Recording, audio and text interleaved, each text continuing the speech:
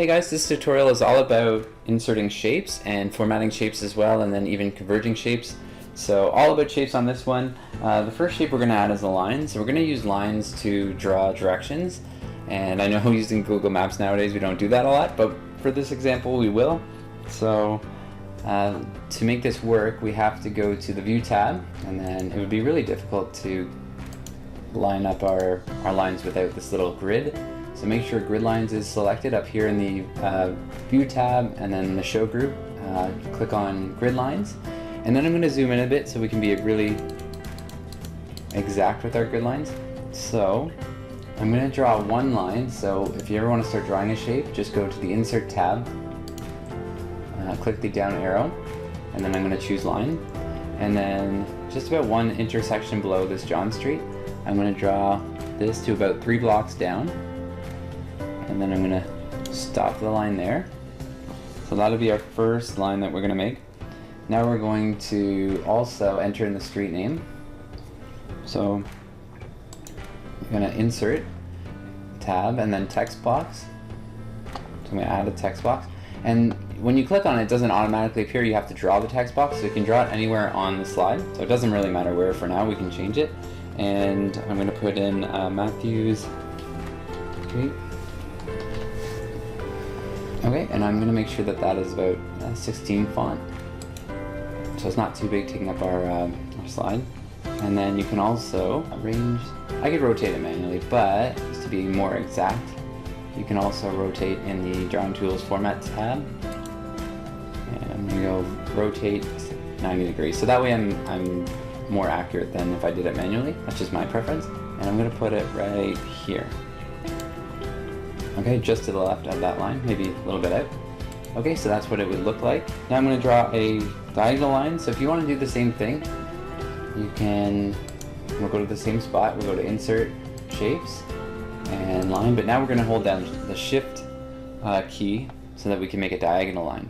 So we're going to go 1, 2, 3, 4, 5 over, start in this intersection. Okay, if you want to draw a diagonal line like this, okay, maybe I zoomed in too far. There, actually that's pretty good. I'm going to just make sure that's touching this line, this intersection right here. So now we have a diagonal line. So to get a diagonal line again, you just press Shift and then draw the line again. So I'm just going to zoom out a little bit, and we're going to add in another text as well. So I'm going to say Insert Text Box again.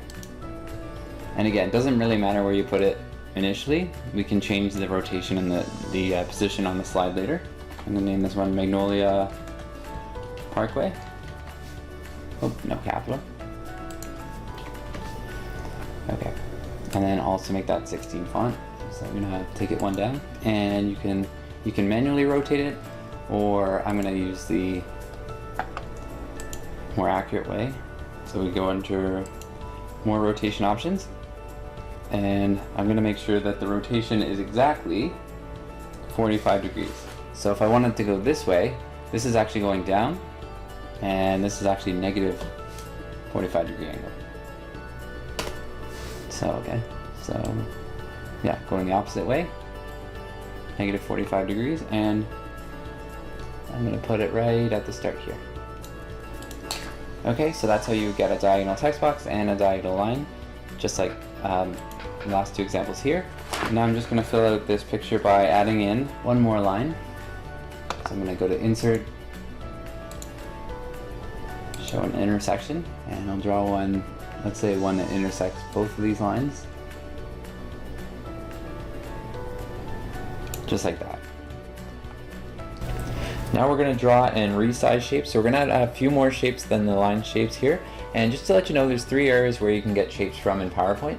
So you can get it from the Home tab in the Drawings group right here. And if you click on a shape, you can pull up the Drawing Tools Format tab, and then you can go to the Insert Shapes group, and then there's more shapes here. And also you can do what we did last time and go to the Insert tab and just include shapes here. So let's try from the Home tab. We're just going to click on the rectangle shape, and we're going to just place it anywhere here, and we can move it. And we're going to make this first one. You can change the measurements by going to the Drawing Tools Format tab, and then affecting the height and weight width here. So we're gonna make this 1 inch high and 0.9, so just under an inch wide. And that's our first one. So just put it over here. And then we're gonna, let's say that's like supposed to represent a building in our map here, so we'll do another one. Let's do the drawing tools format tab, so you can get one from here as well. So we just click on the rectangle and then we can draw a rectangle. Doesn't matter what it looks like at first. We'll change the height and width after. So we're gonna change the height to 0.7. So that was pretty close. And we're gonna change the width to 1.2. That's actually really close there too. So, and we're gonna put it here to represent a building. I'll just put it pretty close to that corner here. Yeah. So that would be our second building. And then if you have like an oval shaped building or apartment in this map, you could also go to the oval tool. So let's try our, so now that we've got, okay, so inside, when you click on a shape, it comes up here. And then, now with an oval, normally it would come out like this, kind of round on one side, and it's hard to sort of choose,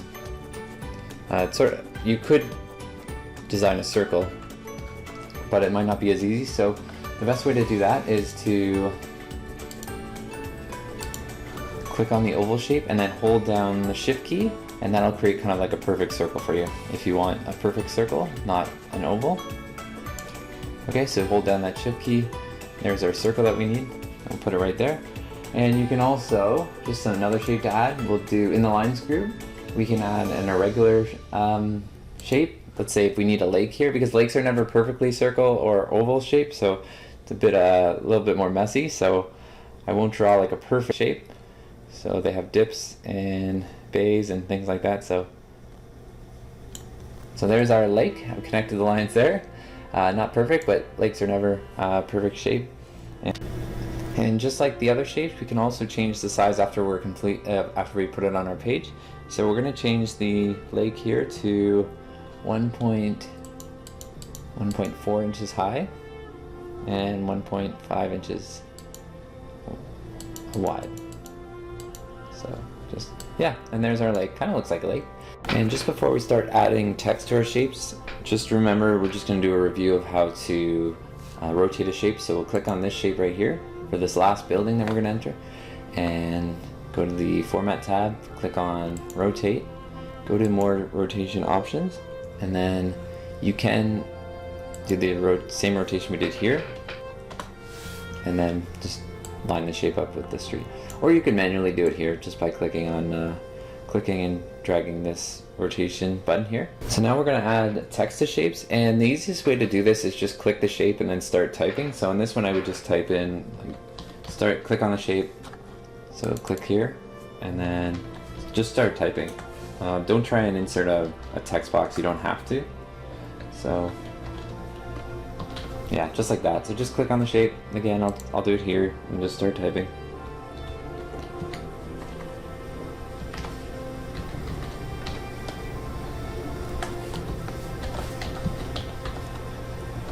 And I'll just do that for the rest of the shapes.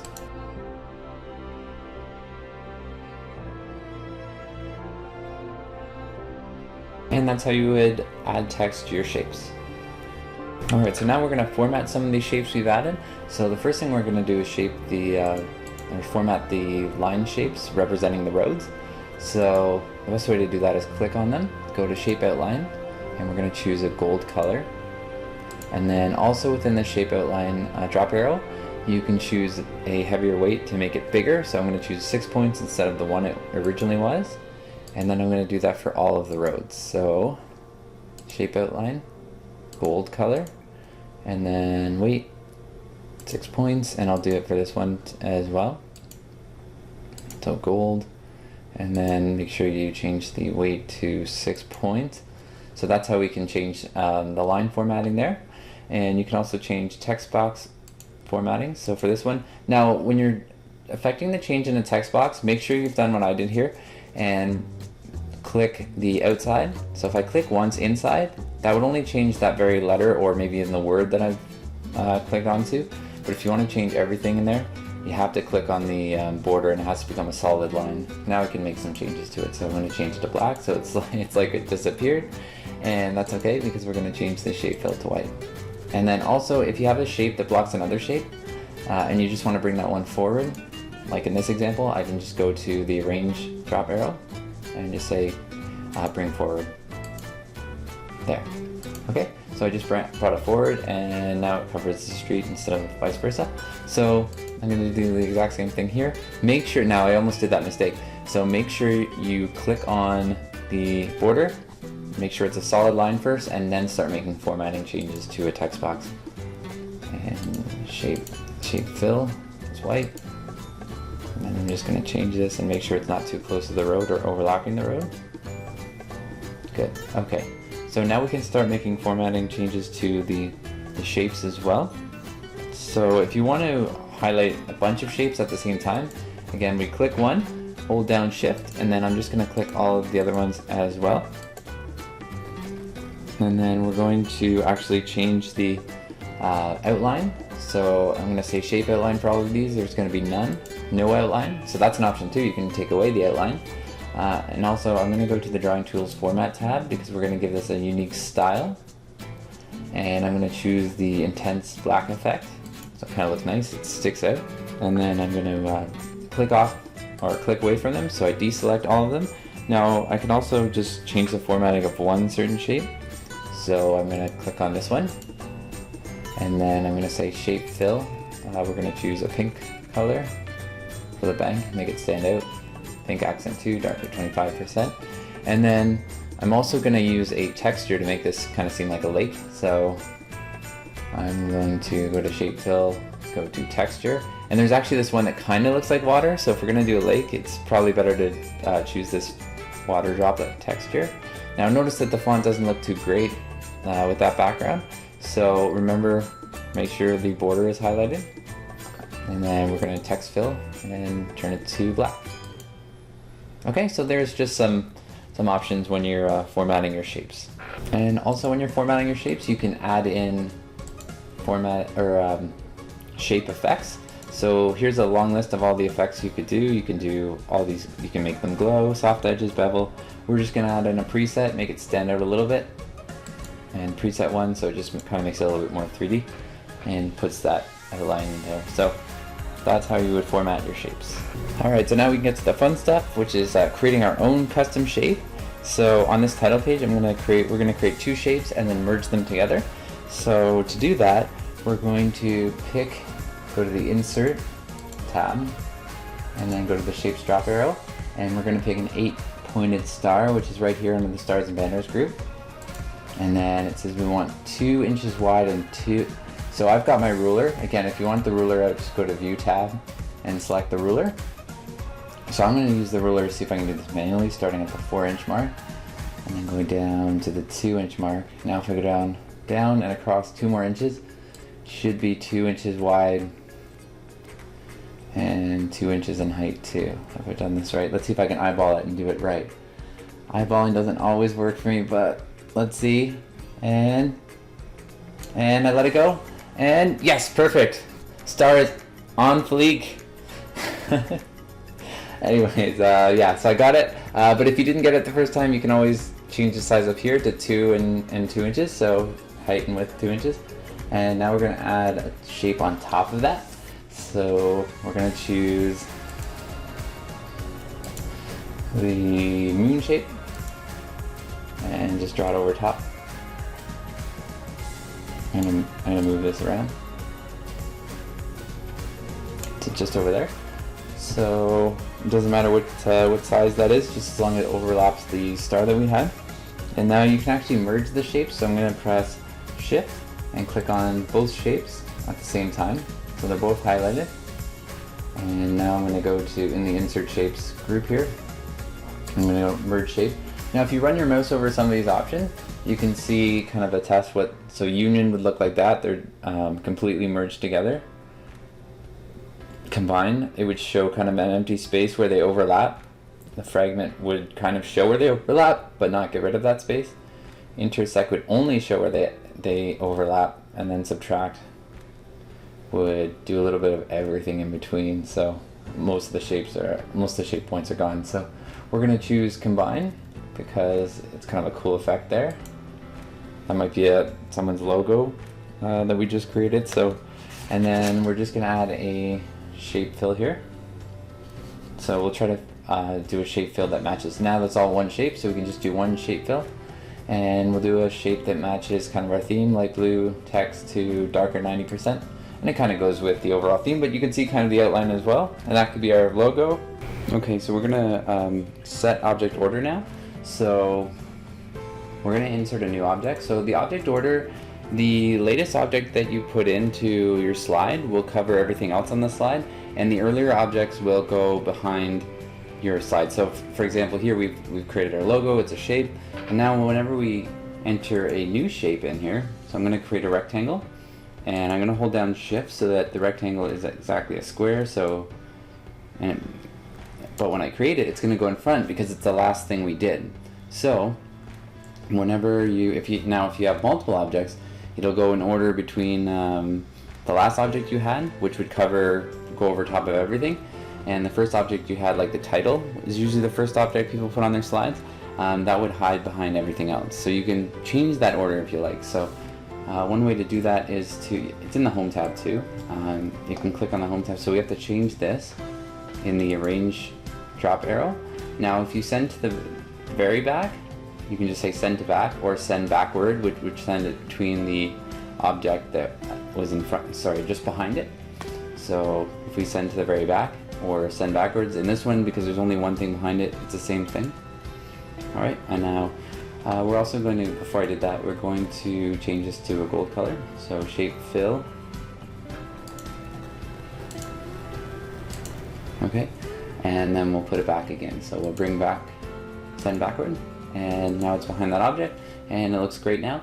And we'll show you a little bit more about how the object order works. So I'm going to click on here. So this is what we brought this one in front of the street last time, but we're going to do a lot more with that. So when I do the arrange tab, when I click on arrange in the home tab, I'm going to go to selection pane. You see here, this is the first object we put in, the title, which is right here. That would, if we put anything in front of that, it will cover it. The last one that we put, the rectangle, this one will go in front of everything because it's the last thing we put, so it kind of goes in that order from the bottom to the top. So if I kind of wave this around, I'll show you, it'll cover anything because it was the last object that we had in order, so in the selection pane here. So that's how PowerPoint works. If it's the first thing you added, it'll go behind everything, but we can change that. So we're going to change a few things here. We're going to actually add in a new shape just to show you where that would go on the selection pane and how to change it. So we'll pick a right facing block arrow, and I'm just going to draw it here. It's supposed to represent a one-way street. Then I'm going to move this up for later. Okay, so now we're going to, first of all, we're going to change the shape fill, and then we're going to type in the shape as well. Alright, so now we've got the shape we want. We want this to be 5 inches wide, 0.7 high. Now we have it like we want it. So you see that this arrow is covering a lot of the things we had before. And here, we'll just move this to, because we don't want the writing to get covered, but so we can move it to the very back. So I'll show you what that is. So we'll move it down here, and the way to do that is you can send it to the very back, so send to back. Now it's behind every single thing. It would even go behind the title, so I'll show you. So see, now it goes behind the title even. It goes behind literally everything on the on our slide because we send it to the very back. So that's what send to back means. Or you could send it backward, which would put it behind the latest object. So we'll bring it forward a few times because we want it in front of the street, but we want it still behind this text box. I'll show you. So this text box we're going to move it up just so we can see if it's in front of that arrow. So we want the arrow to be in front of the street but behind this text box and the lake object here. So we'll bring it forward, not to the front because that would just put it over top of everything. Just bring forward once. Okay, so now you see that's kind of moving. oh, sorry, wrong object. So we'll bring this forward and keep bringing it forward until it goes in front of that. See, now it's going up the selection pane there.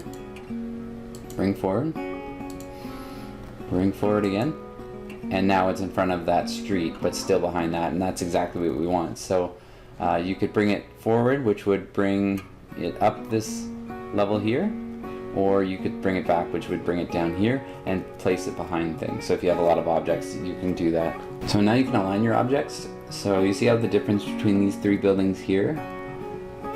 We want this to be the same distance to this street that's going horizontally here. So if you want to do that, you can, I'm going to highlight all the objects by holding down Shift and clicking all three, and then I will click the align arrow here, and then we're going to align from the bottom, and it'll make sure that we're all the same, these are all the same distance to the street as each other.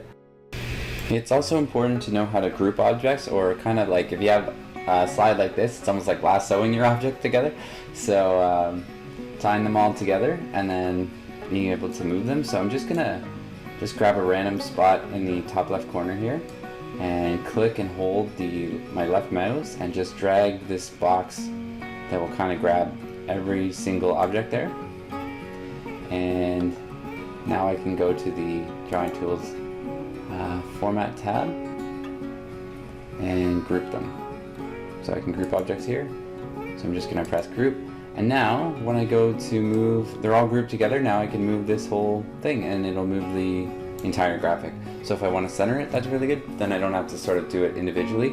I can just do it as one big group. Alright, so the last thing we're going to do is create a photo album presentation, and it's a little strange, but you might want to use it someday. I don't know if it works for you. So if you want to show a lot of pictures, there's a photo album presentation style. So I'll show you what that, if you have a lot of pictures. So in the insert tab, there's a photo album drop arrow. So we're going to go to new photo album, and then we're going to get the pictures from our student data files. So click on astronomy, and then I'm going to hold down control, click on biology, chemistry, circuit, satellite, anything that's science related, telescope, and then we're going to insert all those pictures into our new album. And then once we have all those pictures there, you can also organize when they appear in the album. So we're going to click the checkbox for circuit, it's that one, and we're going to move it up 3 times. So 1, 2, 3, and it becomes the new first picture in the album. And then also when you're making changes within this, always uncheck because it can be frustrating if you leave it there and then you can't check the next one, so, or make changes to it. So under this circuit picture, we're going to add a new text box, and then you can change the rotation just like we did in PowerPoint, but make sure that only this checkbox is checked when you're rotating, and we're going to rotate it to the right, which is this button. This would be rotate to the left, but we're going to rotate to the right. Our object looks like that now, or our picture looks like that. And then we're going to click the satellite picture, so make sure you unclick the shuttle picture, click the satellite picture, and you can make this brighter. So this is the brighter, this would be darker button. I'm going to make it brighter by 2 clicks here, and that should appear brighter in our album. And then, so remember to unclick this. We're going to click on the biology picture. So, and then we're going to increase the picture contrast here. This would be decrease the contrast. So we've done that before with pictures. So now I'm going to click this twice to increase the contrast. And then I'm going to unclick the biology picture. And then, so I can click this picture layout Dropbox as well. And then I'm going to say I want the pictures to stand out a little bit more in the album, so I'm going to pick one picture per slide. And then I'm going to open this frame shape here and choose rounded rectangle. Sure, all my pictures can look like that now with a rounded rectangle. And then mark captions below all pictures. So you put picture captions. And now let's test it out and create this and see what it looks like. So we have our photo album. That was pretty easy. And you can just kind of scan through, see how that's changed a little bit. So you can also go back and let's say, you know what, maybe we don't need one picture per slide, maybe there two would be nice. So I'm gonna go back and edit the photo album, and that's the first thing I'll do is put this in 2 pictures. And then you can also change the theme if you didn't like the theme that we just saw. So you can browse through the themes in Microsoft Office, and I'm gonna choose the Ion theme. And then we'll turn all pictures to black and white, sort of like choosing grayscale. And then we'll do update. And yeah, that's our new photo album presentation. So yeah, just if you have a lot of pictures and you just want to create a photo album on PowerPoint, that's how you do it. Thanks for watching, and we'll see you in the next tutorial.